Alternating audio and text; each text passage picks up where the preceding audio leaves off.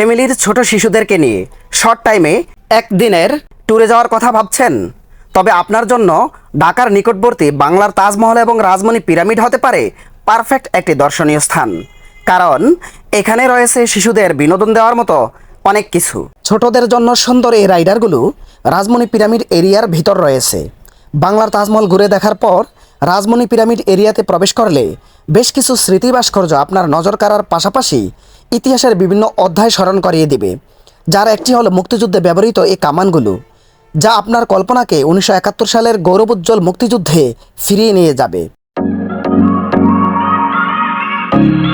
যার আরেকটি হলো ক্ষুদিরামের ফাঁসির এই মঞ্চটি, যা আমাদেরকে ব্রিটিশদের শাসন শোষণের বিরুদ্ধে বিদ্রোহ ঘোষণাকারী বিপ্লবী ক্ষুদিরামকে স্মরণ করিয়ে দেয়। রাজমণি পিরামিড এরিয়ার ভিতর ফুলের বাগানের ফাঁকে ফাঁকে এরকম একজন রানীর হাতে 4টি পাখি উন্মুক্ত অবস্থায় দেখে শিশুরা খুব আকৃষ্ট হয়, যেখানে শিশুদেরকে নিয়ে ঘুরতে গেলে তাদের জন্য বিনোদনের খোরাক যোগায় এই সকল জিনিসগুলো। রাজমণি পিরামিড এরিয়ার ভিতরটা সুনিপুণ পরিকল্পনার মাধ্যমে চমৎকারভাবে সাজানো এবং গোছানো হয়েছে। এমনকি এর সৌন্দর্য বর্ধনের কাজ এখনও চলমান রয়েছে। দর্শনার্থীরা দূর দূরান্ত থেকে জার্নি করে আসার পর ফ্রেশ হওয়ার প্রয়োজন পড়ে, যে বিষয়টি কর্তৃপক্ষ ভেবে রেখেছেন, যার কারণে নারী এবং পুরুষদের জন্য পৃথক পৃথক ওয়াশরুমের সুব্যবস্থা করে রাখা হয়েছে।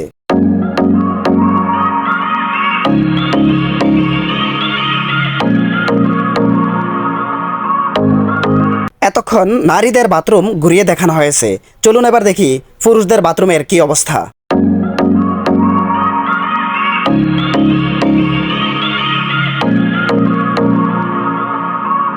বাথরুমের ব্যবস্থা করা হয়েছে ঠিক, কিন্তু এত একটা পরিষ্কার পরিচ্ছন্ন না।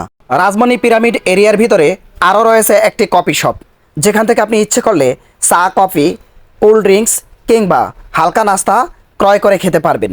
রাজমণি পিরামিড নিয়ে আজকের কন্টেন্টটি সহ মোট 3টি কন্টেন্ট পাবলিশ করেছি। এগুলোর মধ্যে কোনটি বেশি সুন্দর হয়েছে কমেন্টে জানাবেন আশা করি। আর কন্টেন্টগুলো ভালো লেগে থাকলে লাইক দিয়ে উৎসাহ দেওয়ার রিকোয়েস্ট রইল।